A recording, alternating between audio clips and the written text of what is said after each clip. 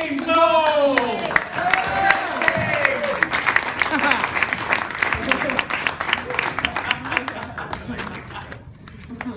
Just because I do that to everybody. So this morning is a little bittersweet for me because I am very sad that this is our last show. This is our last Sunday morning show. But there's also been some exciting things happening in my life that I want to talk to you guys about. Just recently, literally days ago, I celebrated my 6-month anniversary with my girlfriend. The week before that, I got in trouble for forgetting. That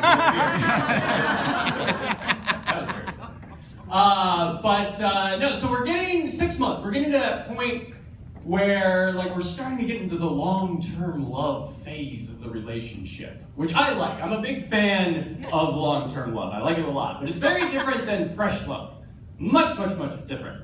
In the fresh love phase of our relationship, I came at it real aggressive. I was real sore. I was just like the type, I was over just the moon, in love with her. I was so just into her. It was great. I was just like, oh my God, stars in my eyes. I can't believe how much I love this girl. It's amazing. I was way up here.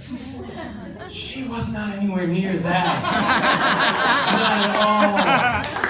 No, not at all in the beginning. But I don't blame her for that. It's not that she didn't love me. She did. She totally loved me, but she had a far more reasonable approach to the entire thing. She came at it like, I don't even know who the hell you are right now. I'm not going to go all in on this thing yet. I mean, I got to at least find out if you're this sort of creepy weirdo who has an entire Build-A-Bear workshop in the studio.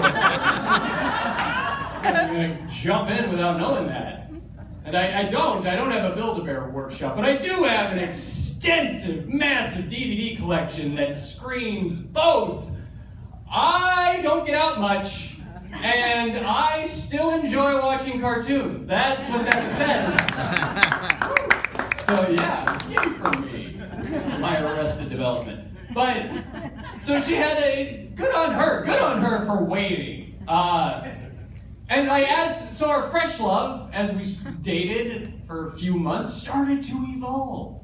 And as that fresh love evolves into long-term love, you start to learn shit about each other that isn't great. The stuff you can't hide anymore. On the flight of love that you're taking, eventually you're gonna run into some turbulence. And that's going to, all that baggage, emotional baggage that you got stowed away is gonna come tumbling out of the overhead bin. And you're gonna have to there it is, it's out there now, and you're gonna have to talk about it. You just gotta say, oh, sorry, yeah, that's just my father's anger issues there. Don't mind me. Actually, you know what? Do you have any room in yours? Because mine is clearly bursting at the seams. Is that okay? And you say, all right, yeah, just put it in there. We'll deal with it, fine. And that's how it goes, and it's a give and take. And both of you have stuff. Both of you have issues that you learn to accept and love about each other. And so that's what happened. Her love started to grow. And that's the important kind of love. It was a love deep inside that came slow, and it grew strong, and it lasts. And so hers rose, while my love was just unsustainable where it was at. That was a ridiculous place to be. You can't just be like, it's just so crazy in love all the time. It just can't happen. So my love started to drop. Hers rose, mine dropped, and we Benjamin Buttoned right in the middle somewhere. Beautiful. That's what long-term love is. It's great. But it's also, it's not without its difficulties. You fight a lot in a relationship. And I've been in a few long-term relationships by this point in my life. And what I've learned is one very important thing that I've learned. That is, debate teams are just ridiculous bullshit that shouldn't exist.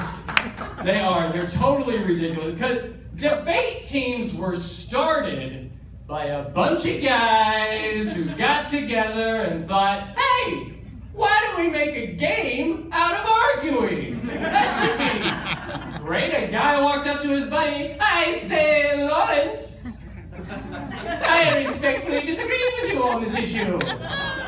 And he said, oh, is that so, Thomas? Well, why don't we divide up into teams and keep score while we discuss it?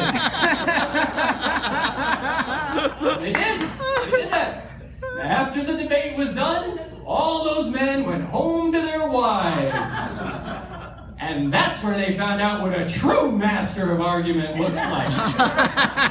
Absolutely. That is absolutely true. Women are just superior at arguing. That is just the way it is. And if you disagree with that statement, you're probably a very lonely man. Very lonely. Like Anna. You're probably like Anna.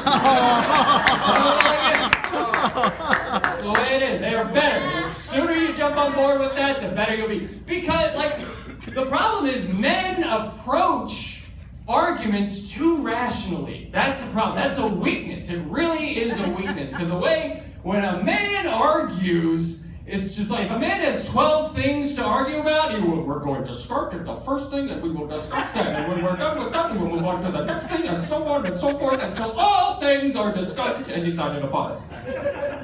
Like Bernie Sanders, I don't know. But a woman will argue all 12 things at one time. And it's amazing. That's amazing. Most of the time, the thing she's really arguing about has nothing to do with the actual words coming out of her mouth. And I am in awe of that. I can't even comprehend it. It's like when we get in a fight, it's like we're sitting down at a chess table. I gotta grab my first piece. And she says, checkmate, 8 moves. Oh. So I grab another piece. Checkmate, 7. Ah, come on! I don't even see the moves. Where are you getting this? And that is why, for that reason, the women's superiority to arguing, that is why I believe, personally, that Hillary Clinton will be the most effective commander-in-chief this country has ever seen.